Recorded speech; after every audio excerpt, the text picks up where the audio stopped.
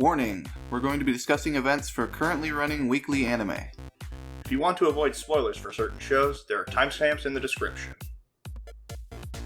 Welcome back to the new and improved Timesink anime podcast. This time with more water. Wait, what? It's getting really difficult to record in this weather, so I've basically got a canteen here, just drinking through it. You need like a Nickelodeon dunk tank. Yeah, like the slime thing. Yeah. Hold on, I gotta take a break.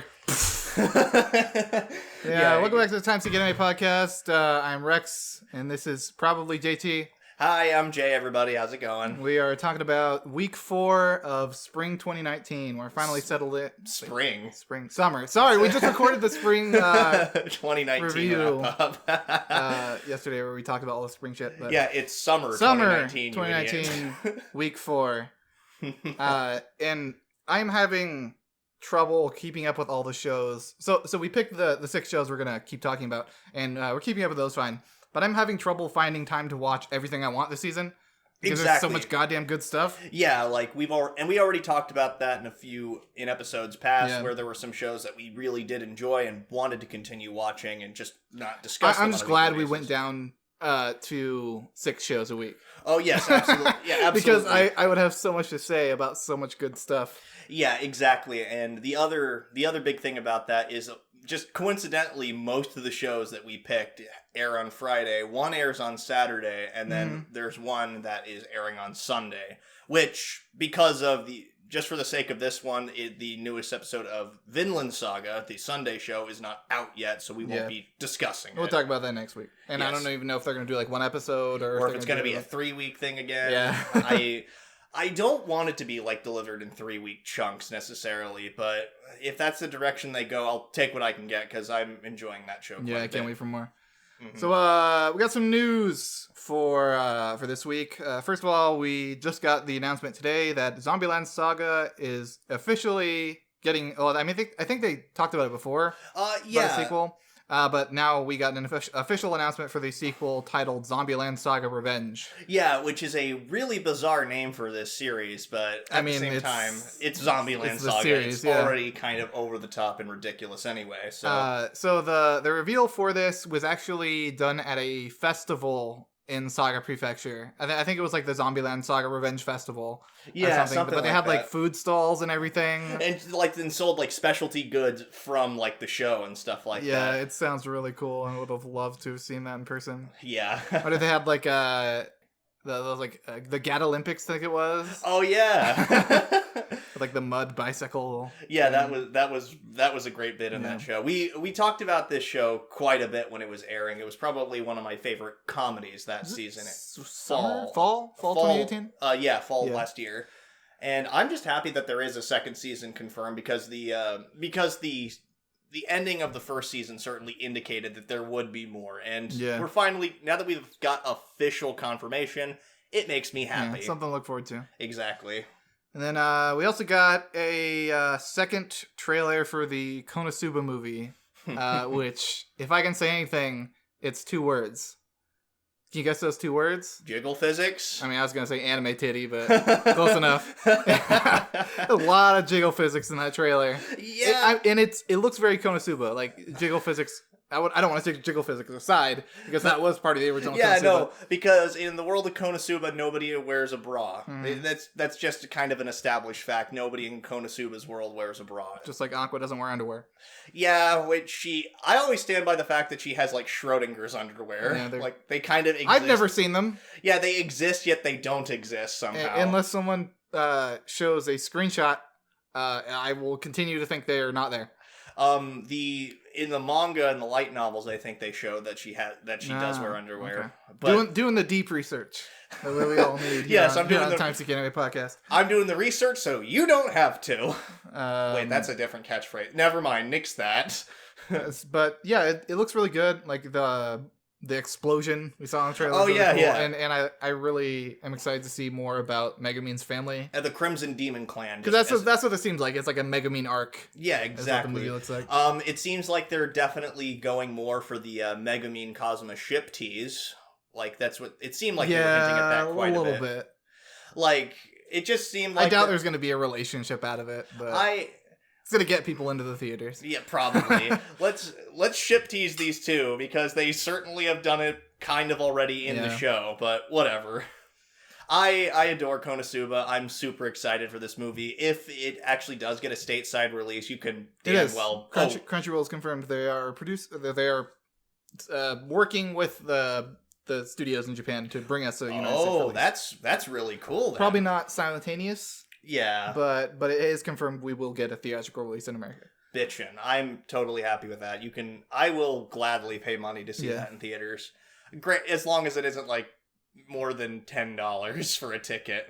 Probably like 15.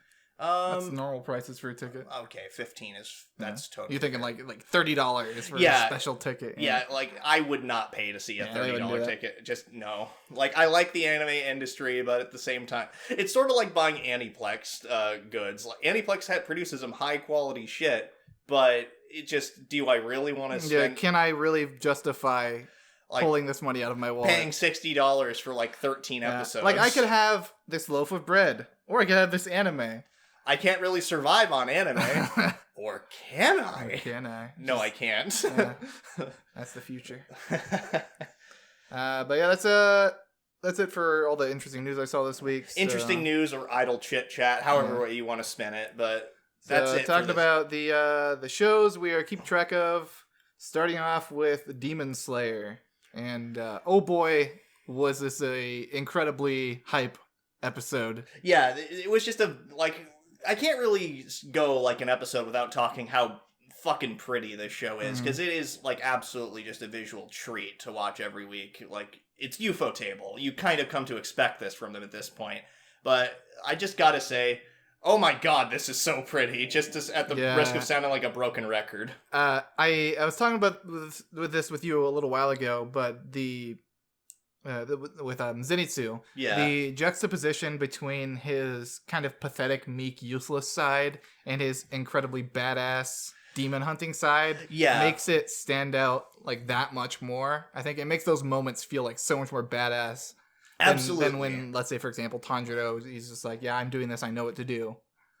I mean, and Tanjiro's interesting for a different reason, because he like puzzles his way through things. Yeah, exactly. And then Zenitsu, like, we kind of got a little bit more insight into why he is the way he is, and he's just spent a lot of time perfecting one thing. Yeah, I was really surprised that his master was not an asshole. I mean, he kind of was. But he was like a good-hearted asshole. Like, I was expecting someone who like beat him up all the time and put him through like life or death situations, and then he snapped, and that's why he got his... yeah, I was kind of expecting more like that, and there was kind of a little bit of that, like, because his philosophy was pretty much, it's basically like with Demon Slayers and training students to be Demon Slayers, it's very much similar to forging katanas. You have to hammer away at the impurities and the stuff you don't need, so that you can actually get to and sharpen the tools that you do need, which, in his case, was trying to hammer away at Zenitsu's somewhat weak personality. Mm-hmm. Which he even said, but he even acknowledged, it's like, it's okay to run away, it's okay to cry, just don't ever give up. Yeah, it was a surprisingly touching moment, and it really makes sense now why Zenitsu can do those, why he can do those fighting techniques when he's asleep, because when he passes out, he all of his fear is gone. Yeah, I think he's like subconsciously there, kind of. Because he's able to like dodge out of the way of stuff,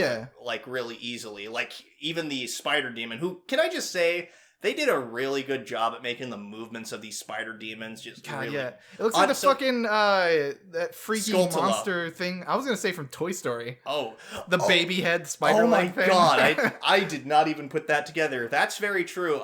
Seeing the big one reminded me of the Skulltula family from the Zelda Ocarina of Time. Yeah, I know what you mean. Just, god, I hate those things. They're so unnerving to look at. But anyway, with Zenitsu like being able to like dodge out of the way in midair, I think that's his hearing. That could be it, but at the same time, like he was talking and stuff, so it seems like it seems like he's kind of aware of his surroundings. Like it's probably like a trance-like state. Yeah, exactly. And then he did like open his eyes, he did open his eyes, and they were all like white and glowy. Oh yeah, so that whole sequence where he first started charging up his attacks, and it was built up so well. because I thought, like, okay. He just wasn't getting the opportunity Yeah, like, to he attack. just kept trying to charge it up. And they would kind of lead you to believe that because because even the spider demon acknowledged it's like he only knows that one move. Exactly, how pathetic! Yeah, but it was just him charging it up 6 times, Mhm. and then when he finally unleashed it and says sixfold, it all makes sense, and it was just some fucking hype. And just like seeing him like dash through, like dash off the trees, like dash through the air, basically Gurren Lagann, like my drill's the drill that will pierce the heavens. Shit, this fight scene was just really good. And then when you realize like when it seems like it's all just a dream to him, because when he kind of finally regained consciousness and was basically out of an adrenaline rush state is what I think of it kind of as, or a trance. He kind of just remembers it as nothing more than a dream. Which, yeah, now that I think about it, that's probably how he always sees it as. Yeah. Like, whenever he does something badass, he's like, oh, that was just a dream. Exactly. Which probably kind of hampers into his low self-esteem, and because he acknowledges, like, nobody hates myself more than me. Like, he acknowledges that he's weak, he's pathetic. He doesn't want to be this way. Yeah, it really gives a lot more description to how he is as a character, and it makes me a little less annoyed always seeing his kind of like whiny side. Yeah. Because it feels a little more justified now. I mean, it feels a little justified, and I kind of want to see him keep improving to where he doesn't have to go into that state all the time, and maybe he can slowly learn to kind of merge those two sides together.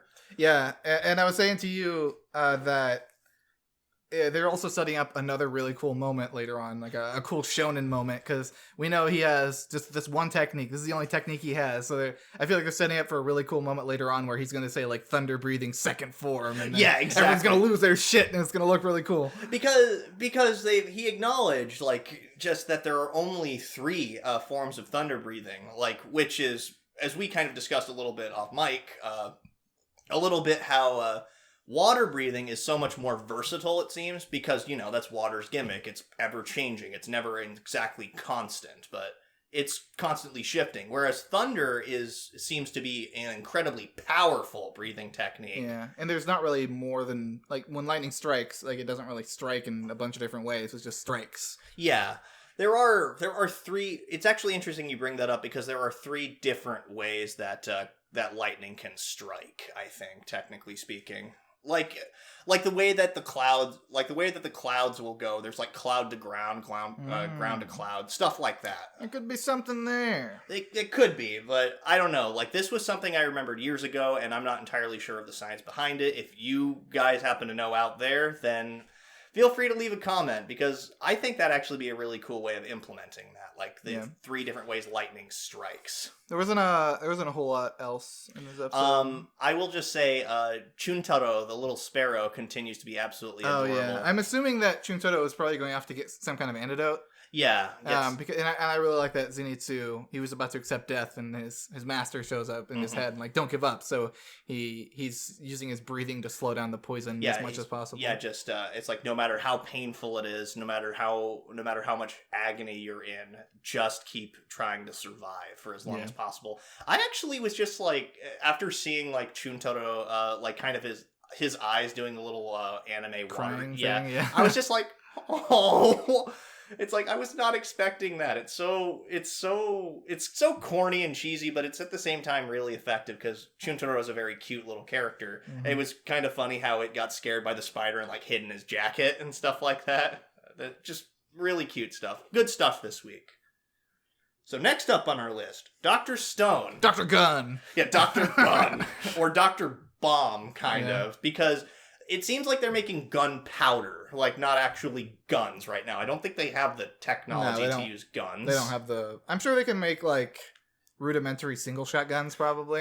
Yeah, like, but I think they definitely are more in line of making bombs and stuff first, because, as they pointed out this episode, it's highly explosive. This is a real way to make a bomb. Don't make a bomb. Yeah, don't even think about trying this. I really love the Bill Nye-esque science bits in the show where they actually tell you how to make something. Senku's Science Kitchen. Yeah.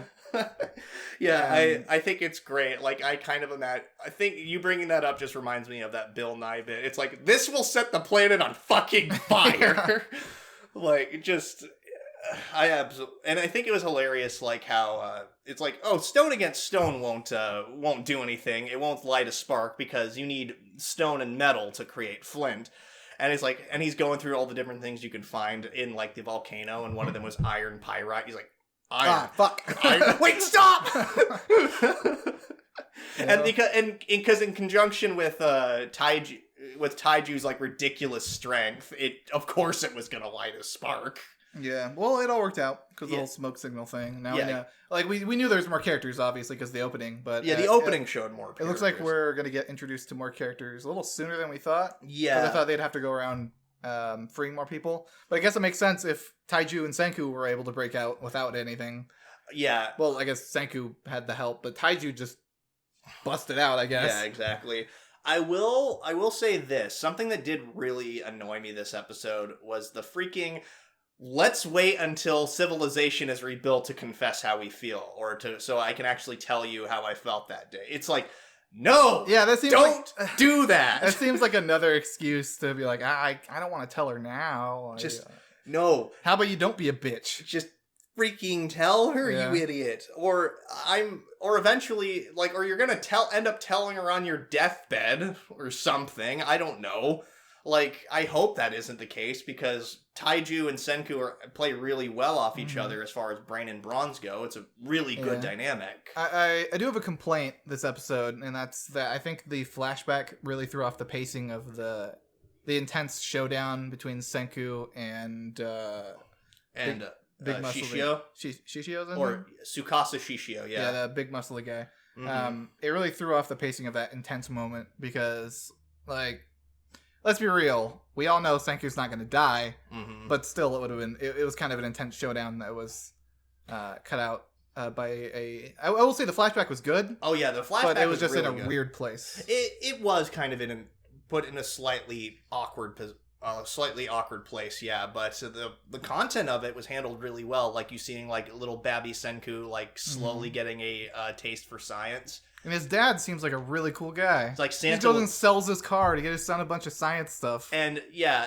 you actually audibly went "aw," Yeah, like he's- at that he's moment. such a good guy. Yeah, and then you see him like slowly experimenting and getting more complex stuff, and then you see like with a convex lens you can reflect. Oh, what a cute experiment! And then, oh, what a cute That's such a good experiment.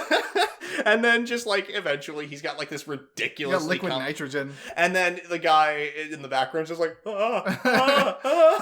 I can have a heart attack in time or something. Yeah, it was such a good gag. It was a great content.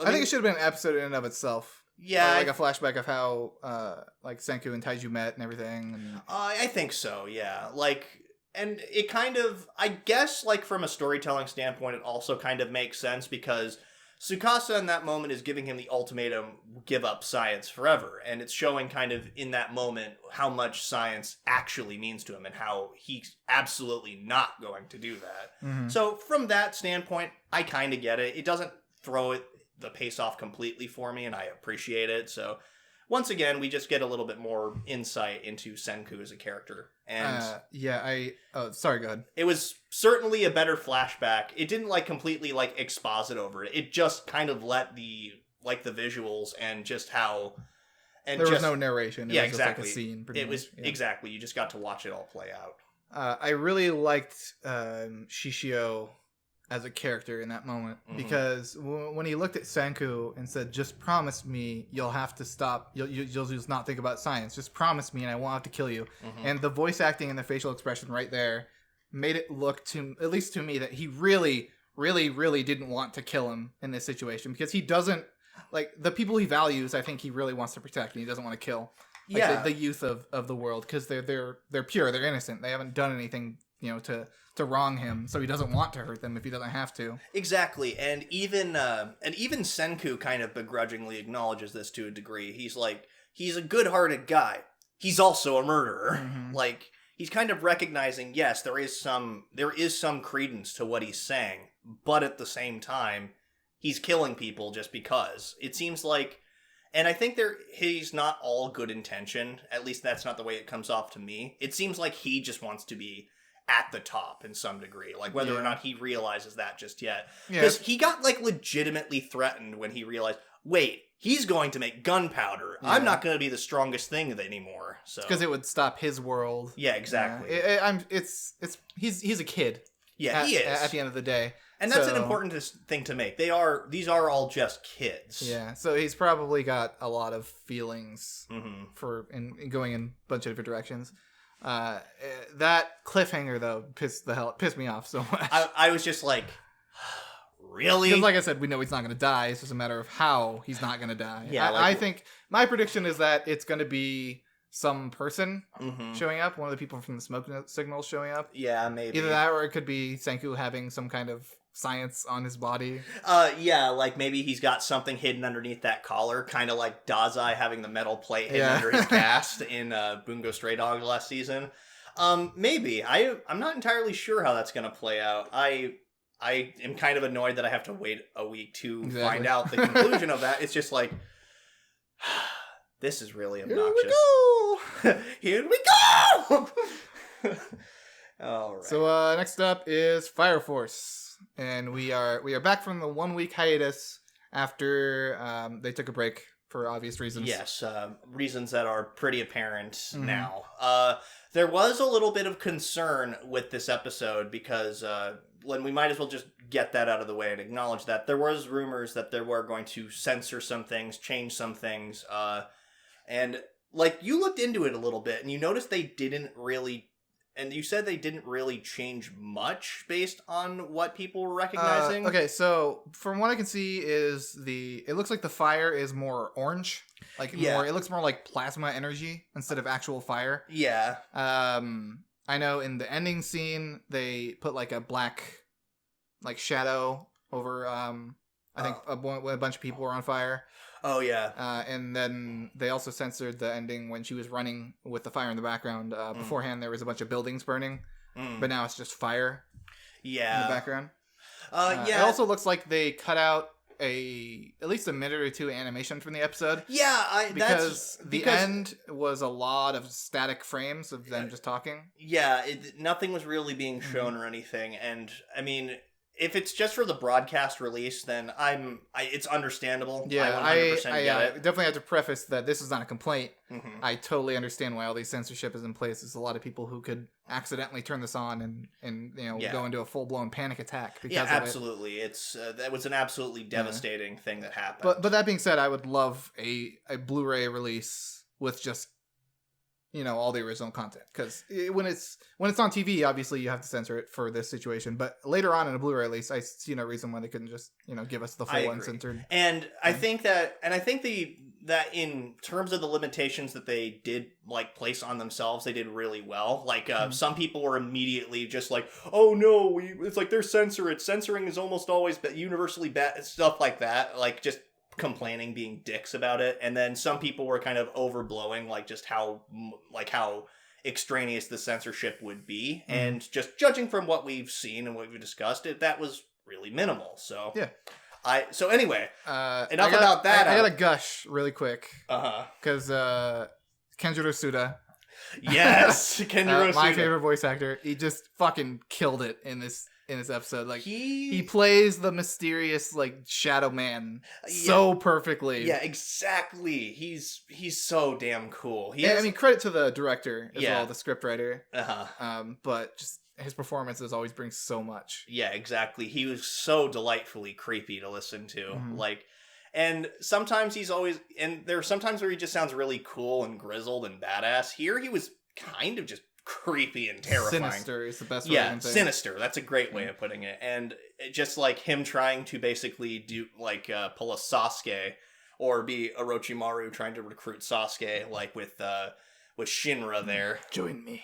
Yeah, exactly. Just give in to your feelings, boy. Yeah, it's shit like that. His fighting style is really cool too. I'm assuming he's a what was it, first gen? Or no, third gen was the weak ones, right? No, second gen is the weak one. Okay, yeah. Second gens can cannot make their own fire. They can just control fire that's in place. And I'm assuming that's the case because it looks like he uses his lit cigarette, to his produce lit all those flames. Yes, his lit cigarette in combination with the ashes that he strews about, and basically that serves as like a catalyst. Can I just say the guy who gave him that, the one in the Waldo fucking t-shirt, he reminded me a lot of Vincent from Catherine, just his like appearance and stuff. Oh yeah, the little kind of weird half afro. Yeah, the half-fro, if you will, and like kind of how wide-eyed he was. Just, imagine that guy he was just sitting there in the crowd. And, like I can only imagine looking over him, just fucking big ass his eyes. Just like, what are you doing, man? You have to leave. It's like, you're scaring the children. It's like, are you okay? Do you need us to call a doctor?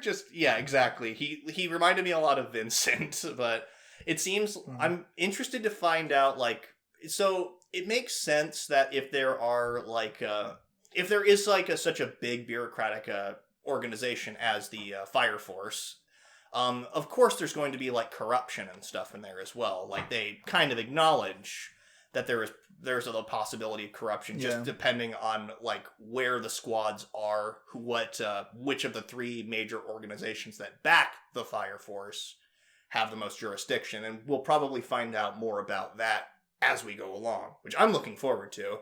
Seeing how, because we already know that the 8 is all about Captain Obi basically trying to save as many people as he possibly can, putting the lives of the civilians first, which we found out a little bit about that, actually, like how he had saved a bunch of people, and he was a decorated firefighter twice, but then he was stripped of his decorations for disobeying orders and stuff like that. I'm assuming it's probably a situation where they were saying, no, those people are dead, we have to leave them so we can save the rest of the people, but he went against orders and ended up saving everyone anyways. Yeah. So even though he ended up coming out with more lives being saved, it's still a situation of... You still disobeyed orders. Disobeying your superiors. Exactly. It's still insubordination, as shitty as it is. But... Yeah. I really liked the fight between Shinra and Spooky Ashman. Yeah, Spooky Ashman. the Sakuga there was so fucking good with Shinra just breakdancing on the ground. Oh my god. Flames everywhere. Yeah, it reminded me of Mugen from Samurai. Yeah. For sure.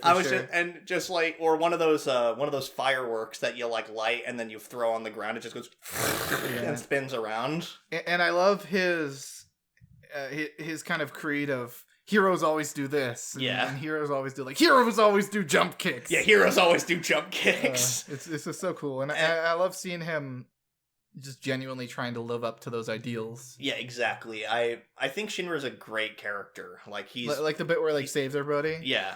He's like grab on, just grab on. I'm going to shoot us out of here. Yeah, I'm going to save everyone. Exactly. He's just so cool. And then we got introduced to obligatory fan service character, Nekomata. Nekomata is her power. Yeah, but yeah, she has a lecher's curse or something like that. Shinra getting a handful of boob and a handful of ass, and then Arthur getting landed on. Yeah. He's like, I'm not a night-shaped pillow. Please get off me. I actually really liked that the way they played it out, because they didn't have her just freak out and start attacking them, which is what would happen every time. It seems like she's just used to it. She's just like, why does this always happen? She was bopping Arthur on that. Yeah, but it was like a comedy, bark, bark, bark, bark, bark. It wasn't like you idiot, and slap him and they go flying halfway across the room. Yeah, exactly. It's dumb fan service. It's dumb, but oh well, who cares? It's kind of funny. Judging from this is the creator soul leader who did have Blair, for God's sake. Yeah. This episode was just it was worth the wait, I think. Yeah, fan service aside for her, I will say her fighting style is really cool. Yeah. How she creates flames out of her tail is what it looked like, kind of. Yeah, exactly. Tails. And she has these fire claws. And she was it was allowing her to climb on walls and get really nimble and agile and stuff like that, which makes sense. She's a cat. It's really cool how they're going about this stuff. Always really creative use of fire powers. How many different ways can we implement fire? So the end, I want to talk about really quick. There was a lot of info dumping, but it set up 2 episodes before that got me already super invested in Shinra and a little bit more invested in everyone else in the Fire Force. Yeah. But it was an info dump that I was really interested in. I'll say, because this world is fascinating. I didn't expect it to be such a small portion of civilization. Mm-hmm. It was like, oh yeah, like tons of cities were already just wiped out. Like I didn't realize the mass levels of destruction. Like I had almost forgotten about that, but yeah, there are very, very few places. And Tokyo is like one of the few. It's almost like post-apocalypse, really. Yeah, really. Like how many infernals are out beyond the walls? Are we ever going to see the ocean? Yeah, you can't think of post-apocalypse without thinking of Attack on Titan anymore. You really can't, or at least I can't. But yeah, that was I agree with you. Really, really good episode. Really worth the wait. So next up on our list is Fruits Basket. Another. We stepped on an emotional landmine. Yeah, like this surprised literally nobody because this was the conclusion to figuring out Uotani's story, which oh man, it was so so hard to watch her. The mostly the scene where she got dragged away by Toru, and she's just sitting in the corner and just kind of like breaking down, kind of lamenting over the fact like she knows this makes her uncomfortable. Like as much as she wants it, she knows she'll never have it, or in some degree doesn't really feel like she deserves it. And just Toru not saying anything, just sitting down next to her and putting her head on her shoulder. Yeah, that was like, Toru, you're such a good girl. Yeah, it's like, and just like, and then Kyoko coming back and then seeing they're just kind of resting. That was such a cute moment. This was not only a really good development episode for Uo, but I think also a really good character development for Kyoko, or at least character reveal. Yeah, slowly revealing why Kyoko was the way she was, and also revealing why Uotani looked up to her so much, and why Toru praised her so much. Exactly. Like we knew beforehand that she was a good person, obviously, because Toru praised her all the time, and built her up as this like almost godlike mom who was there for all the time for everything, and. Before, at least personally, I was thinking, okay, she sounds cool. Like, I bet she's nice. But it's really eye-opening seeing her actually in person doing all these things. It makes me realize how much, like, why Toru was raised to be such a good person. And she even acknowledges, and I think we've actually seen, like, snippets of that, how she knows she's made mistakes. She knows she's not perfect. She just wants to be the best person that she can be. Like, and even she acknowledged to Uo in their first meeting, it's like, I haven't given anything up. I've just settled down a little bit. Yeah. Yeah. And I'd say that's a really good way of revealing just their relationship and why Kyoko took Uotani under her wing, because she saw a lot of a young version of herself there and didn't want her to go down the same path that she did. Yeah, it was really touching seeing them when she finally like started going over there more and more and more. And then when she quit the gang, and then everybody started beating her up and Kyoko showed up, I'm actually feeling like, I feel like Kyoko probably got there, it's just based on what I know of Kyoko's personality, she probably got there, and I'm assuming she let it continue for a little while, because she was in a gang, she knows how it works, and they probably wouldn't have, just let her go away so easily if she didn't get any beating. Exactly.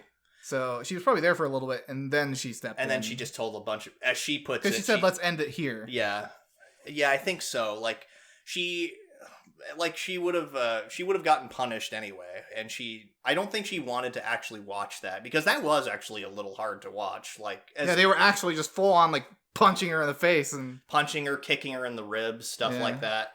It was pretty brutal, actually. I mean, not as brutal as like other things, but just given the context in this show and just this show in general, seeing something like that, it's a little jarring. Yeah, because most fighting in the show is like comedic. Yeah, exactly. Goofy.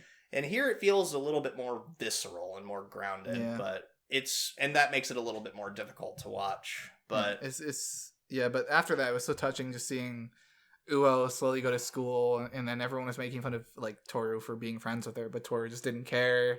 Yeah, and then she's like, I made this muffin for Uo. Yeah, this one's for Uo-chan. It's such a touching scene. Yeah, and then even Uo just listening outside, it's just like, should I distance myself? Should I even really be here? Like, I'd just be inconveniencing. But then she hears that, and she kind of just settles down and realizes, no, I want to be her friend. Yeah.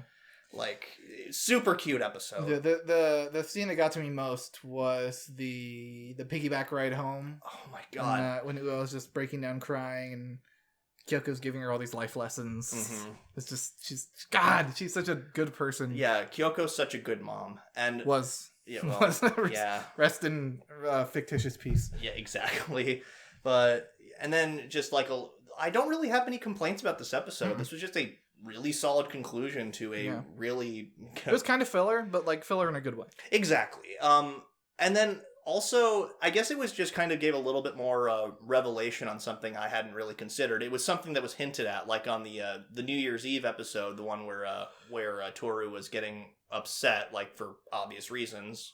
Her mom wasn't around anymore, but then you cut back to Uo's apartment and you see like it's all lit up and stuff like that. She's kind of scolding her dad in the background. I didn't put that together. I just kind of had assumed that was their relationship, but then actually like seeing like how they've had to work on that relationship. Yeah, that was really nice to see, that the kindness that Toru gave to Uo, she then kind of passed forward onto her dad. Like basically looked at her dad and say, like, look, I know things haven't been easy, but let's try and make this work together. Yeah, because she recognized that her dad was still trying to help her all the exactly time.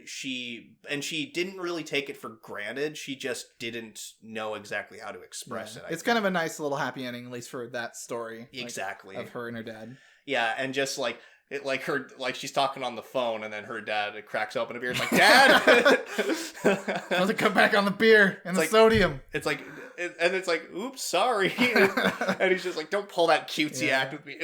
I just love that. And it was a subtle touch though, but the lighting in the scene where like when her dad was really depressed, and the lighting when in the present time, it was really bright and colorful in her house.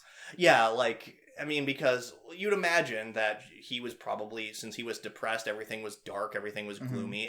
His house was a mess. Yeah, it was a really good, like, physical... Like, something tangible that you could notice. Absolutely.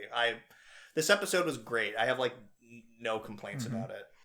So, last up today is Maidens in their Savage Seasons. In your Savage season. So we're starting to get into a little bit more uncomfortable territory. Like, this series has already been pretty damn uncomfortable. Let's not beat around the bush here. But it's starting to get into some really unnerving territory. And with the teacher, Milo. And Kongo, I believe her name is, the writer girl.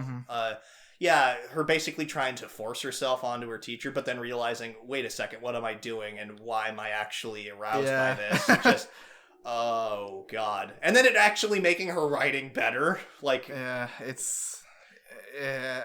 just gonna, I don't know how much to say, because it's really gross, but also, like, that's part of the best parts of the show, is that it is so real and uncomfortable. Yeah, I don't, like, obviously I'd have a lot bigger problems with it if they actually pursued a relationship and tried to treat it as a good thing. Like, if they did pursue a relationship and they portrayed it as an inherently wrong or creepy thing, then I'd have a lot more truck with that. But it's just, this series just continues to kind of delve into some really uncomfortable situations. So this show has made me feel like a very overprotective father. Yeah. Because I'm seeing all these guys, like, go up to the girls and, like, you're cute, and I kind of want to go out with you. And I'm just thinking in my head, like, no, don't do it. He's just going to hurt you. Like, you don't need to have a boyfriend. All men are terrible.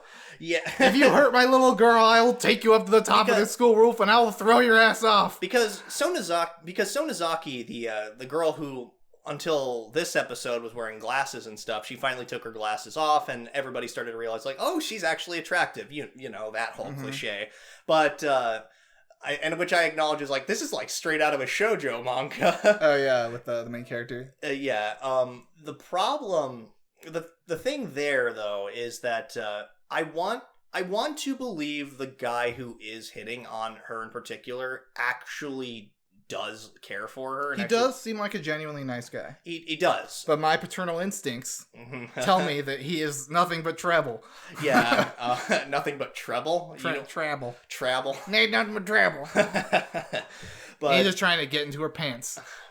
Maybe. But yeah, like you said, he does seem like a genuine nice guy. Like, he seemed to notice, like, I think the thing about it is he noticed that she was an attractive person and a good person long before she did change up her appearance. Like, everybody's just kind of starting to realize. And the fact that even though, like, she gave this ridiculous demand. Give me a 50-page report on when, where, how, and why you fell in love with me. And he did it. Granted, kind of. Granted, he padded it out. Like that won a lot of points for me, for him. That and the fact when they were in the classroom and people were like, "Oh, do you like him?" And then she's like, "Why could I ever like somebody?" He didn't respond and like he didn't lash out. And he's like, "It's fine. Nobody likes me." That also won a lot of points for me. Like it seemed, like he wanted to keep he recognized that she was in an uncomfortable situation and didn't want to make her more uncomfortable, which I really appreciated. It seemed like he's a good kid and he legitimately cares for her, and I think it'd be super cute if they actually started going out and it was a healthy relationship. Yeah. There needs to be more of that, I think, in anime. In this show, particularly, I just want a normal, healthy relationship. Yeah, just, oh god. Like, because the main girl, the one that looks like Kimari, whose name kind of escapes me at the moment, but the one who caught her best friend from childhood jacking off. That's a string of words I wasn't expecting to say in this show, to be totally honest. But anything goes. But her just wanting to kind of understand where these feelings now, and just let's read books. Let's just read lots of books. I'm having trouble telling if the pale-skinned blonde girl. Yeah. I'm having trouble telling if she's genuine all the time, because we already know that she is a really good actor. Yeah. Like the whole scene where her and other girl. Yeah. Girl with pigtails. I'll put more effort this week into remembering all their names. Exactly. Sugawara is the blonde girl, by the way. That one I do know. Yeah. It's but when they're talking in the burger shop. Yeah. Generic burger shop. And she says, I've only ever had two best friends. It's you and the other girl. And I was like, this is not. I don't know if that's genuine. I want it to be, because if it was genuine, it was a really touching, really sweet moment. But yeah, well, I want $1 million in my pocket and a Ferrari in my driveway, but we don't always get what we want. But a Ferrari would be useless to you. You don't have a driver's license. I still have a Ferrari, and I'd be like, hey, look at my Ferrari. Let's just. It's like, oh man, can we take it for a cruise? No, let's just let's just look at it. Yeah, but it's we'll see. I'm getting kind of the impression girl with pigtails, whose name I forget, might have a crush on main girl, like the one with the short brown hair. Oh yeah, because there's a scene with her. Yeah. Well, no, it seemed like she's kind of interested in the guy. The guy she went off to with karaoke with. Which also, what the fuck kind of karaoke song was that? What? I know. I just want to fuck. I want to fuck all day. I want to fuck. It's like, what? Who wrote that? Who wrote that? Is that a real song? I hope not, because that sounds like a really boring song. But anyway. She seemed like she might be, but at the same time, it seems like maybe she just is doing it out of as a obligation. Cover up or something. Yeah. Oh yeah, to try and have the same feelings as her, to help her through those. Yeah, exactly. Which maybe she made it a point that she's never fallen in love with a boy before. Which maybe she's never fallen in love with a boy because she's not into boys. I'd be super surprising if there was no lesbians in this series. I would be surprised too. Once again, I'm looking forward to that idea, actually. Mm-hmm. Not because it'd be cool just because they're covering such a wide variety of topics. Yeah, exactly. Just kind of the uncomfortable topics, for the quote unquote forbidden romance. It shouldn't ever be a romance. Don't even think about it. But that whole forbidden romance. That's the best part. The kind of slowly starting to realize feelings for someone you cared about for a long time. Realizing that you might not actually, I think Sugawara might, I think it's possible, I certainly hope so, that she just wants to experience sex just because she wants to feel somewhat normal. This is something people are supposed to care about. She could easily be asexual, for instance. I think that'd be really cool. It seems like they're all interested in sex for different reasons. Yeah, much. Exactly. It's part of growing up. Yeah, exactly. It is all part of growing up. I really am enjoying the series, though. Masahiro Ando is doing a great job of directing it. Yeah, I really hope that they actually reveal that these guys are nice, because I'm gonna lose my shit if any of these girls get hurt by some kind of fucking horn dog piece of shit. I hope that creeper teacher doesn't actually go forward on that, because he might. He really might, because, like, he didn't, when she jumped on his lap, he didn't push her off. Yeah, I mean, at the time, you could also acknowledge, well, he was shocked. Yeah. Because that happening out of the first time it happening out of nowhere, you could attribute that it's just like, wait, what the fuck is going on? Like, kind of like you just freezing in that minute. Yeah, I guess so. That's But true. I don't know. It could easily go either way with that. Either way, I am enjoying this series. Yeah. And I'm enjoying how uncomfortable I'm yeah, feeling. it's just uncomfortable enough. Like, it's not so cringy like something like Watamote or Scum's Wish or something like that. So that's about it actually this week. Yeah, We don't only 5 shows to talk about because no Vinland Saga this week. Yeah, which once again it's supposed to be coming out on Sunday. Yeah, Which- so who knows? We'll probably be talking about it next week, along hope with the so. rest of these shows. Yeah, it's nice to finally be set into the schedule again of watching specific shows and talking about specific shows. Yeah, and because last season was just a failed experiment. And these first 3 months have been such a chaotic mess of trying to watch everything and keeping up because there was so much stuff we wanted to check out. Absolutely. But yeah, that's pretty much all we have to say for this week. That's all I have to say for this week. Do you have anything else to say for this week? Nope. Any Just plugs? No. Any You got plugs? any other side projects you're trying to do? You know, not writing more- projects, stripper side jobs. No, none of that. Yeah, you can find me on this corner. You can find me on the corner of it. I don't know. Here's the Twitter. Here's my Twitter for my stripper account. Here's my LinkedIn. Call me. But anyway, until next time, everybody. Thanks for tuning in. Anchor away. Take care of yourselves.